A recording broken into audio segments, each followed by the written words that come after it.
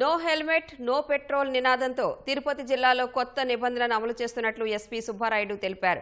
వాహనదారుల భద్రతలో భాగంగా తిరుపతిలో ట్రాఫిక్ పోలీసులు అవగాహన ర్యాలీ చేశారు. కలెక్టర్ వెంకటేశ్వర్, ఎస్పీ సుబ్బారాయుడు జెండా ఊపి ర్యాలీని ప్రారంభించారు. పోలీస్ పరేడ్ మైదానం నుంచి అన్నమయ్య కూడలి వరకు బైకులపై ర్యాలీ చేశారు. పెట్రోల్ బంకుల వద్ద సీసీ కెమెరాలతో నిఘా పెట్టి నిబంధనలు ఉల్లంఘించిన వారికి జరిమానా విధిస్తామన్నారు. ప్రజలు ట్రాఫిక్ క్రమశిక్షణ పాటిస్తూ స్వచ్ఛందంగా హెల్మెట్ ధరించి నగరాన్ని ఆదర్శంగా నిలపాలని జిల్లా అధికారులు కోరారు.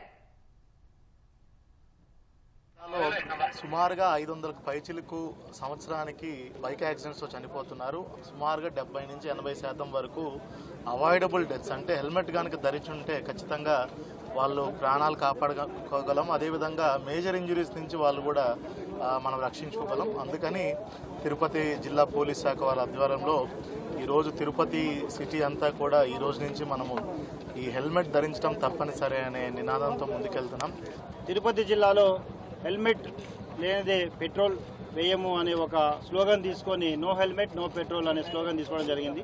అందరూ హెల్మెట్స్ ధరించి మీరు భద్రంగా ఉండాలని కోరుకుంటున్నాం. కేవలం మాకు ఫైన్స్ ప్రధాన ధ్యేయం కాదు, మీ యొక్క భద్రతే మాకు ప్రధాన ధ్యేయం. పెట్రోల్ బంక్ దగ్గర మెన్ పోస్ట్ చేస్తాం, టైం స్టాంప్డ్ ఫోటోలు తీసుకుంటాం, సీసీ కెమెరాల్లో బండి నెంబర్లు తీసుకుంటాం. తప్పకుండా ఆన్లైన్ ఫైన్ సిస్టమ్ని ఎస్కలేట్ చేస్తాం.